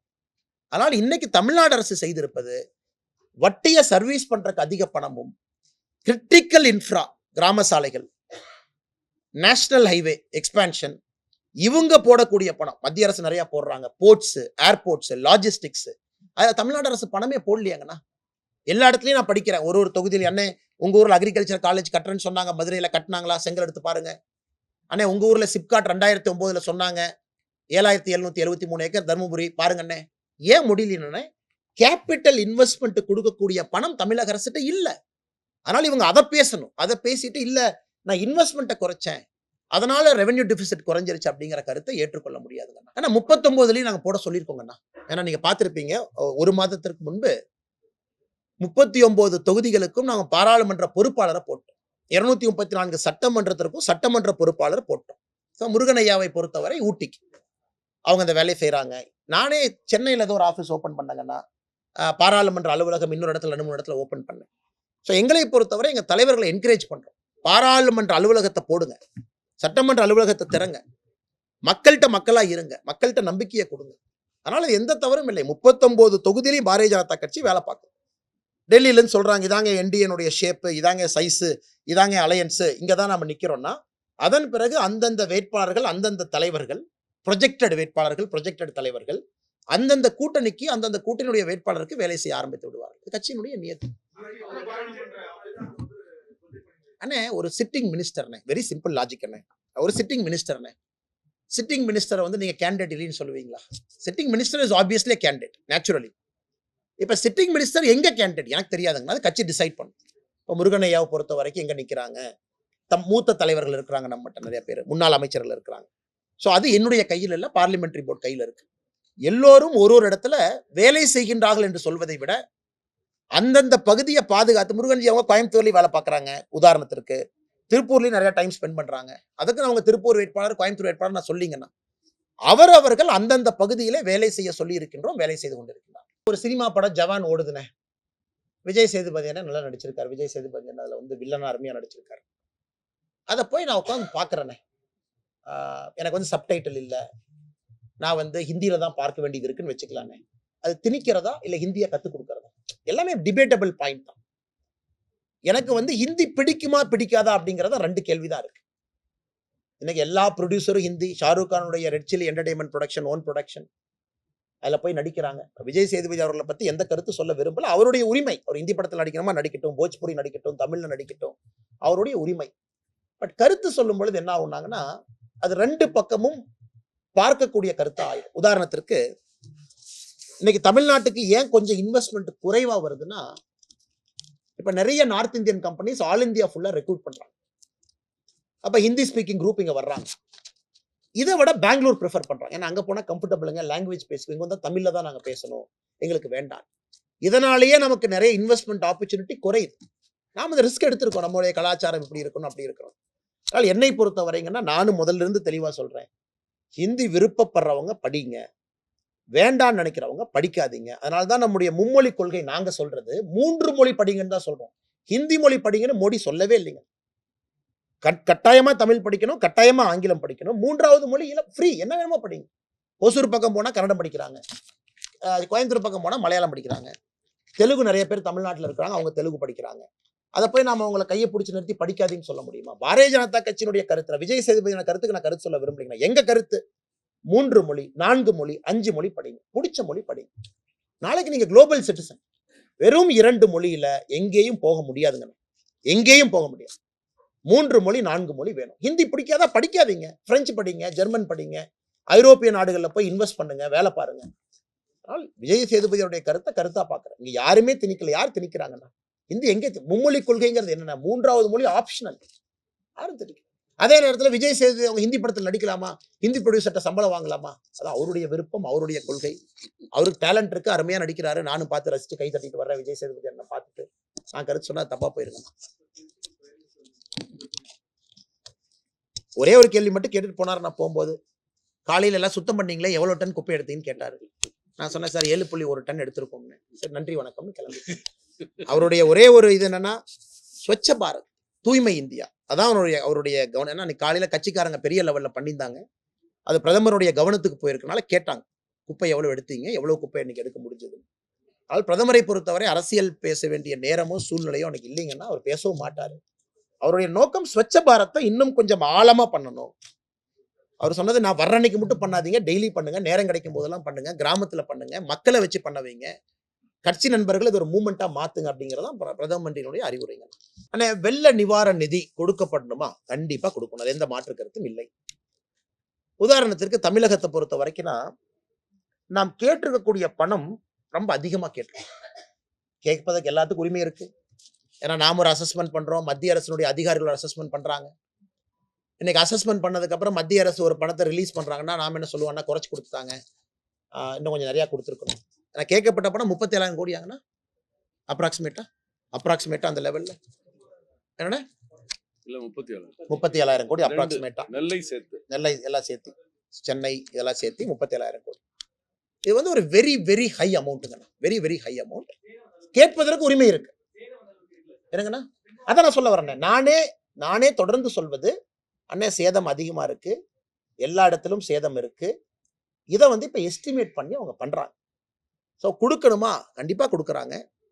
தமிழ்நாடு அரசுக்கு தேவையான ஆரம்ப கட்ட பணம். ஆனா சில இடத்துல பாத்தீங்கன்னா எஸ்டிஆர்எஃப்ல பணம் இருக்காதுங்கண்ணே. அப்ப உடனடியா நம்ம பணம் கொடுக்க வேண்டி வரும்.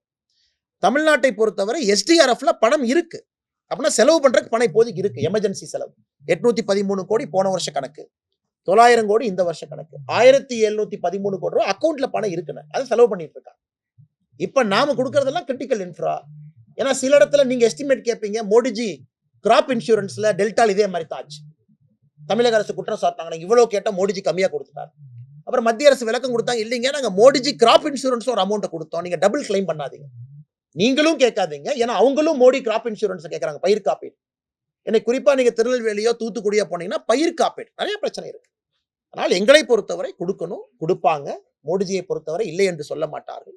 பொறுத்திருப்போம், நிச்சயமாக அது வரத்தான் போகுது. அரசியல் பண்ண விரும்பலைங்க. கர்நாடகா வந்து 35 ஆண்டுகளாக ஆட்சி மாறி மாறி வருதுங்கண்ணா. இது எப்பொழுதுமே அரசியல்ல வந்து காக்கா உட்கார்ந்து பனங்கா விழுந்துருச்சுன்னா காக்கானாலதான் உட்கார்ந்துச்சு நம்ம சொல்லக்கூடிய அரசியல் இந்தியாவில் இருக்கு. 35 ஆண்டுகளாக மாறி மாறி வரக்கூடிய அரசியல்ல காங்கிரஸ் வந்துச்சு. ஆனால் ஏன் சத்தீஸ்கர்ல வரல, ஏன் மத்திய பிரதேஷ்ல வரல, ஏன் ராஜஸ்தான்ல ஆட்சியை தக்க வைக்கல, ஏன் அவங்கனால மிசோராம்ல எங்களை விட கீழே போயிட்டாங்க. அண்ணே மிசோராம்ல நாங்க 2 சீட்டு 1ல இருந்து 2க்கு போனோம். காங்கிரஸ் 5 ஆண்டுகள் ஆட்சியில இருந்து 1க்கு வந்துருச்சு. அது எத்தனை பேர் பேசுனீங்கன்னு தெரியல. அதனால இந்த யாத்திரை, ராகுல் காந்தி அவருடைய யாத்திரை கடினமான யாத்திரை இல்லைன்னு சொல்லிங்க. யானை யாத்திரையில் இருக்கிறனால அது ஒரு சாதாரண வேலை இல்லை. நடந்து போறது, கை கொடுக்கறது, மக்கள்கிட்ட பேசுறது, லேட் நைட் தூங்குறது, அவ்வளவு ஸ்ட்ரெனுவஸ் யாத்திரை. அதனால நான் யாத்திரையை கொச்சைப்படுத்த விரும்பலைங்கண்ணா. சும்மா நான் ஒரு மனிதர் கஷ்டப்படுறத வந்து நம்ம ஒரு வார்த்தையில வந்து கொச்சைப்படுத்த விரும்பல. ஆனா காங்கிரஸ் கட்சிக்கு கெப்பாசிட்டி இல்லை, அவங்ககிட்ட நெரேட்டிவ் இல்லை. இதை நான் சொல்ல விரும்புறேங்கண்ணா. ஒரு கட்சிக்கு நெரேட்டிவும் கெப்பாசிட்டி இருந்தால் தான் யாத்திரை ரிசல்ட் கொடுக்கும். கட்சிக்கு ஒரு லார்ஜர் நெரேட்டிவ் இல்லை, கட்சிக்கு ஒரு கெப்பாசிட்டி இல்லைன்னா யாத்திரை அவனுடைய கடின உழைப்பு என்பது ஓட்டா மாறாது. அது காங்கிரஸ் கட்சியில தெல்ல தெளிவா பாக்குறோம். What is the narrative? இன்னைக்கு ராகுல் காந்தி பிரைம் மினிஸ்டர் கேண்டிடேட்டா? இல்லை.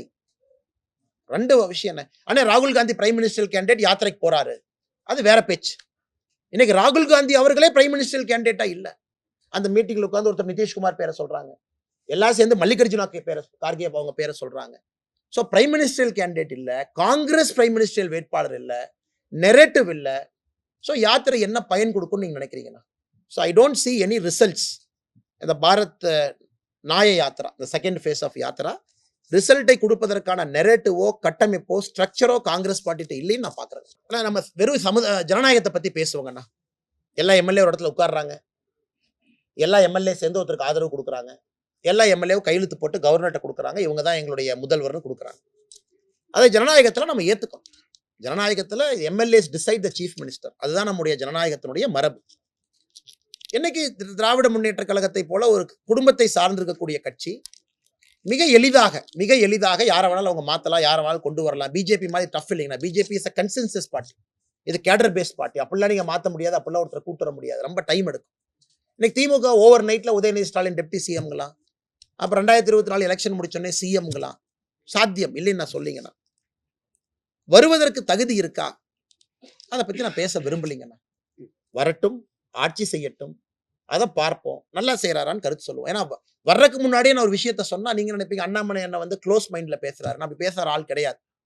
உதயநிதி ஸ்டாலின் அமைச்சர் ஆகலாமான்னு நீங்க கேட்டபோது இதே கேள்வியை நான் சொன்னேன். அமைச்சர் ஆகட்டும், செயல்பாடுகளை பார்ப்போம், அதன் பிறகு சொல்லுவோம். எனக்கு டெப்டி சிஎம் சிஎம் ஆகலான்னு கேக்குறீங்க. ஆகட்டும், செயல்பாடுகளை பார்ப்போம், அதன் பிறகு சொல்லுவோம். அமைச்சரா நல்லா செஞ்சிருக்காரா? நல்ல கேள்வி. அண்ணே அண்ணே ஓகே. இப்ப உதயநிதி ஸ்டாலின் அவரை பொறுத்த வரைக்கும் ஃபோக்கஸ் என்ன இருக்குண்ணே? மொத்த அரசு இயந்திரத்தையும் பயன்படுத்தி அவருக்கு ஒரு வெளிச்சம் தேடுவதற்கு ஒரு பிளாட்ஃபார்மா பயன்படுத்திக்கிறாரு. விளையாட்டுத்துறையை, செஸ் ஒலிம்பியாட் நாங்க நடத்துறோம், ஐடிஎஃப் டென்னிஸ் போட்டி நாங்க நடத்துறோம், F4 race, street circuit race நாங்க நடத்துறோம், கேலோ இந்தியா கேம்ஸ் நாங்க நடத்துறோம். இதெல்லாம் ஒரு உதாரணம் நான் கொடுக்குறேன்.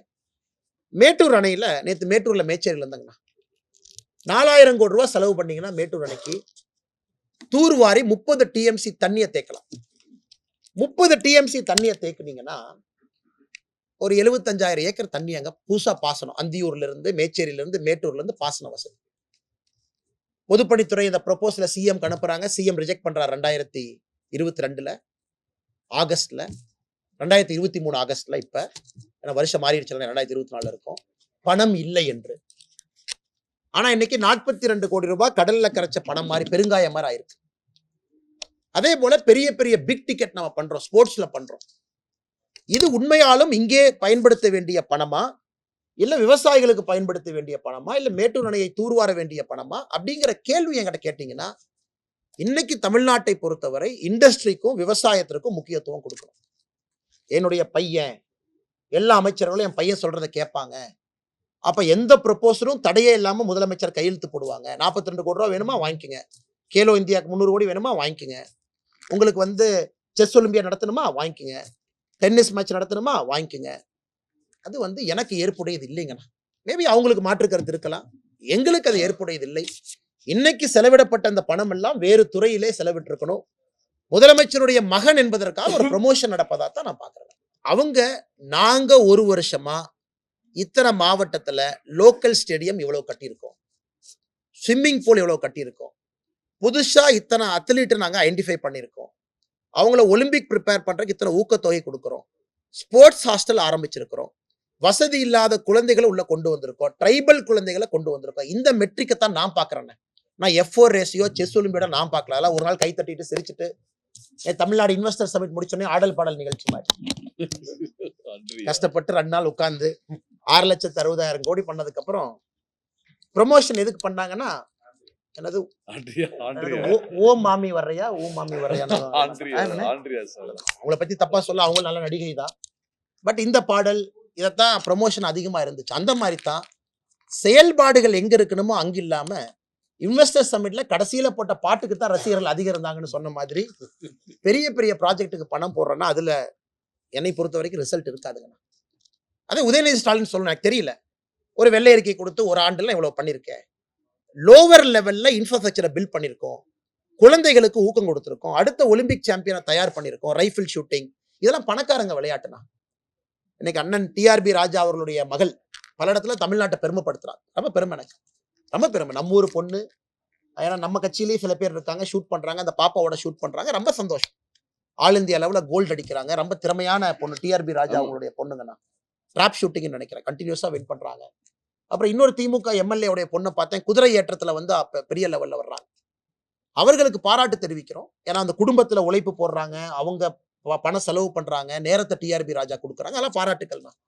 பட் அரசு அது ஒரு ஏழை குழந்தைக்கும் செய்யணுங்கிறத எதிர்பார்க்கு. எல்லாத்தினாலேயே ஒரு துப்பாக்கி 6 லட்சம் ரூபாய்க்கு வாங்க முடியுமாண்ணா? ஒரு தோட்டம் 62 ரூபாண்ணா. நீங்க ஒரு டார்கெட் அடிச்சீங்கன்னா, அது கிளேன்னு சொல்லுவாங்க, அந்த கிளே பிஜிஎன் 15 ரூபா, அது அடிச்சீங்கன்னா தோட்டம் 62 ரூபா, 77 ரூபா வேணும் ஒன்று அடிக்கிறதுக்கு. நல்ல அத்லீட்ஸ் ஒரு வருஷத்துக்கு 1 லட்சம் சுடுவாங்க. நீங்க ஒரு வருஷத்துக்கு 1 லட்சம் சுட்டாதான் ரினவுண்ட் ஷாட். 1 லட்சம் தோட்டா சுடணும். அப்படின்னா 15 ரூபா அது பறக்கிற பிஜிஎன்னும் 62 ரூபா போடுற புல்லட்டும் எத்தனை பேத்துனால அஃபோர்ட் பண்ண முடியுங்கண்ணா? அதை டிஆர்பி ராஜானால அஃபோர்ட் பண்ண முடியுது. குழந்தைக்கு கனவு இருக்கு, குழந்தைக்கு வைராகியம் இருக்கு, அந்த பாப்பாக்கு விஷன் இருக்கு. நாளைக்கு அந்த பாப்பா ஒலிம்பிக் மெடல் வாங்கினா ஃபர்ஸ்ட் சந்தோஷப்படுற ஆள் நான் தான். அது வாங்கணும், கண்டிப்பா வாங்கும். அந்த அளவுக்கு திறமை இருக்கு அந்த பாப்பாக்கு. ஷூட்டிங்ல நம்ம பாக்குறோம், கன்சிஸ்டன்டா பிரஷர்ல நம்பர் ஒன் வரதெல்லாம் கஷ்டம். அது எந்த குடும்பத்துல பிறந்திருந்தாலும் கூட அந்த பாப்பா ஆல் இந்தியா ரேங்க் 1ல இருக்கு சாதாரண வழியா தான் பணக்காரருக்காக எல்லா குழந்தைகளும் வந்தாங்களா? அதை பாராட்டுறோம், ரொம்ப பெருமையா இருக்கு நம்ம பாப்பான்னு. இதே உதயநிதி ஸ்டாலின் அவர்கள் சின்ன பாப்பாக்கு பண்ணணும். அதை தான் நான் கேட்கறேனோ தவிரனா ஒரு 42 கோடி ரூபாயில F4 ரேஸ் ஓட்டி யாருக்கு நான் பிரயோஜனம்? இதுதான் நீங்க கேட்ட கேள்விக்கான பதில்.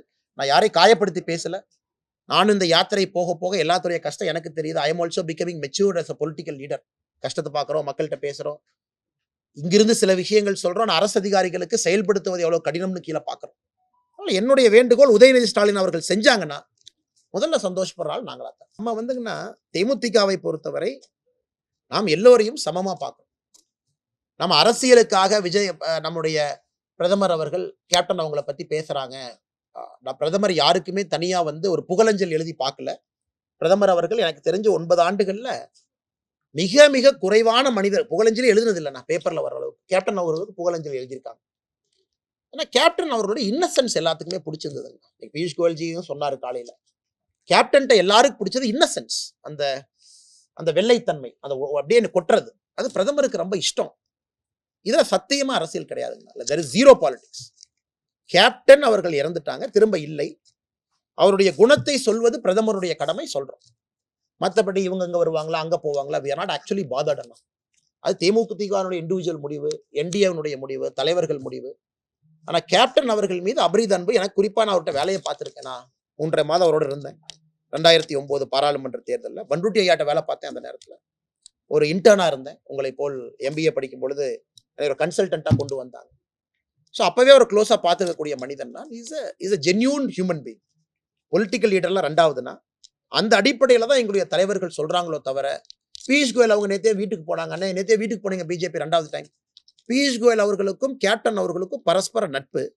2014 நம்முடைய அலையன்ஸ் ஃபார்ம் பண்ணும்போது பியூஷ் கோயல்ஜியும் கேப்டன் ரொம்ப நெருக்கமா இருந்து அலையன்ஸ் ஃபார்ம் பண்ணாங்க ஆல் இந்தியா லெவலில். அதனால அவங்க வீட்டுக்கு போனாங்க. பிரேமலதா காட்ட, சுதீஷ் அனகட்லாம் பேசிட்டு வந்தாங்க. மற்றபடி நாங்க யாரையுமே ஒரு பொலிட்டிக்கல் கண்ணோட்டத்துல பாரதிய ஜனதா கட்சி பார்க்கிறதா? சத்தியமா கிடையாது, நிச்சயமா கிடையாது. பிரதமரை பொறுத்தவரை 10,000 பேர் 10,000 விமர்சனம் வைக்கிறாங்க. அந்த விமர்சனத்துல உண்மை இருக்கு. விமர்சனத்துக்கு நாம பதிலடி கொடுக்கறோம்னா கட்டாயமா கொடுக்குறோம். எல்லா விமர்சனத்திற்கும் பதில் சொல்லி விமர்சனத்துக்கு ஒரு மரியாதை கொடுக்க வேண்டிய அவசியம் இல்லை. அப்படிதான் நான் பார்க்கிறேன். பல விஷயம் தமிழ்நாட்டில் கூட பிரதமரை பத்தி பொய் பேசுறாங்க, உண்மையை சொல்றோம். பிரதமரை பத்தி தவறா பேசுறாங்க, உண்மையை சொல்றோம். பிரதமர் அபியூஸ் பண்றாங்க, கண்டுக்கிறதே இல்லை. மக்களுக்கு தெரியும் எதுக்கு நாங்க போய் ரிப்ளை பண்ணுவோம். ஆனா இன்னைக்கு இந்த குழந்தை ராமரை பொறுத்தவரை ரொம்ப ஆச்சரியமான விஷயம் வந்து மைசூர்ல இருக்கக்கூடிய அந்த ஸ்கல்ப்டர்னுடைய சிலையை செலக்ட் பண்ணியிருக்காங்க.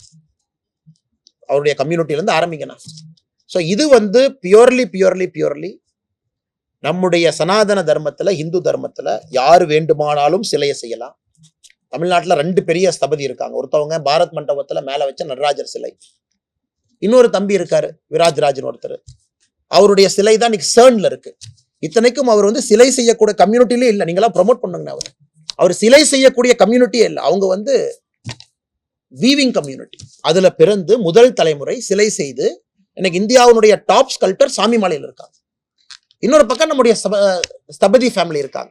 பாரத் மண்டபத்துல சிலை வச்சாங்க. அவங்க ட்ரெடிஷனல் ஃபேமிலி. நாங்கள் 2 பேரும் வேணுங்கண்ணா. ட்ரெடிஷனலா பண்றவங்களும் வேணும். அண்ணன் என் குடும்பத்துக்கும் சிலை செய்யறதுக்கு சம்பந்தமே இல்லை, நான் சிற்பியே இல்லைங்கண்ணா, நான் வேற ஏதோ கம்யூனிட்டி, ஆனா எனக்கு ஆசை இருக்குன்னா அவங்களும் வேணும். தமிழ்நாடே ஒரு சிறந்த உதாரணம். 2 பேர்த்துக்கிட்டையும் மத்திய அரசு சிலை வாங்கியிருக்காங்க. ஸோ இன்னைக்கு அயோத்தியாவை பொறுத்த வரைக்கும் ஜாதி மதத்தை எல்லாம் கடந்து பிரதமர் அவர்கள் ஒரு யோகி நிலையில் இருக்கிறாங்க. பிரதமர் அவர்கள் அங்கே செல்வதற்கு எல்லா தகுதி இருக்கு. அதனுடைய விழா குழு பிரதமரை அழைச்சிருக்கிறாங்க. பிரதமர் போறாங்க. இதுல 4 பேர் தப்பு சொல்லத்தான் செய்வாங்க. அதை நாங்கள் பெரிதாக எடுத்து அதை கமெண்ட் பண்ண விரும்பலைங்க. அண்ணே ஒரு நிமிஷம். எனக்கும் மற்ற அரசியல்வாதிகள் இருக்கக்கூடிய டிஃபரன்ஸ் என்னன்னா, அண்ணே நான் அந்த மாதிரி அரசியல் பண்ண விரும்பலைண்ணே. 6,60,000 கோடி வந்திருக்க கூடாது. நீ வந்து பான் பராக் வாயின்னு சொன்ன, நீ வந்து வடக்குன்னு சொன்ன, எல்லா பணத்தை எடுத்துட்டு போடான்னா அப்புறம் நான் ஆக்டிவிஸ்ட் ஆயிடுவேன். அண்ணா அந்த பணம் நமக்கு வேண்டும், நம்ம மாநிலத்துக்கு வேணும். வேலை வாய்ப்பை உருவாக்கணும். இதெல்லாம் எப்படி அரசியல் செய்யணும்? இப்ப டிஎம்கே காரன் தம்பட்டு அடிச்சுக்கிறான் பாத்தீங்களா? எங்க தலைவர் 6,60,000 கோடி. அதுக்கு உங்களுக்கு எக்ஸாம்பிள் கொடுத்தேன். 33 லட்சம் கோடி வாங்கினவங்க சும்மா இருக்கிறாங்க. அது உத்தரப்பிரதேசல மோசமான ஒரு பகுதி 9.5 லட்சம் கோடி வாங்கியிருக்கிறாங்க பூர்வஞ்சல். மக்களுக்கு தெரியணும். நாம வந்த பிறகுதான் இன்வெஸ்ட்மெண்ட் வருதோ தவிர இது டிஎம்கேக்காக வரல. வர்ற எல்லா பணமும் PLI மோடிக்காக வருது. இன்டர்நேஷனல் லெவல்ல இந்தியா வரும். இதுல எப்படி அரசியல் பண்ணுவேன்? அப்படி நீங்க தொலை நீடில் போட்டா உதயநிதி பத்தி கேள்வி கேட்டதுக்கு அண்ணாமலை என்ன சொல்லியிருக்குன்னா, உதயநிதி அவர்கள் ஒரு மோசமானவர், அவர் ஆள தகுதி இல்லாதவர். நான் எப்படி சொல்ல முடியும்? எங்க அரசியல் செய்யணுமோ செய்யறேன், எங்க தவறு சொல்லணுமோ சொல்றேன். நான் ஏற்கனவே சொல்லியிருக்கேன், டிஎம்கே எதிர்ப்பு என்பது என்னுடைய ரத்தத்தில் இருக்கக்கூடிய விஷயம். அதில் நான் ரொம்ப தெளிவா இருக்கேன். காரணம், அவருடைய கொள்கை எனக்கு பிடிக்காது. ஜாதி மதத்தை வைத்து அரசியல் செய்வது எனக்கு பிடிக்காது. அதுக்காக என்னைய காலையிலிருந்து நைட்டு வரைக்கும் டிஎம்கேவை திட்டு நீங்க எதிர்பார்த்தீங்கன்னா அதை செய்ய போறதும் கிடையாது. தவறு செய்யும் போது சொல்றேன், தவறு செய்யறாங்க, தவறு. உதயநிதி ஸ்டாலினுடைய மதிப்பீடு கேட்டீங்க, நான் என் அளவுல நான் சொன்னேன். அண்ணா உதயநிதி ஸ்டாலின் இதை செஞ்சா எனக்கு நல்லா இருக்கும், அவர் இன்னைக்கு அதை செய்யல, இதை செய்யறாரு. மற்றபடி எப்படி நான் பேச முடியும்? நான் ஆக்டிவிஸ்டா மாற விரும்பலனே, நான் அரசியல்வாதியாகவே இருக்க விரும்புகிறேன்.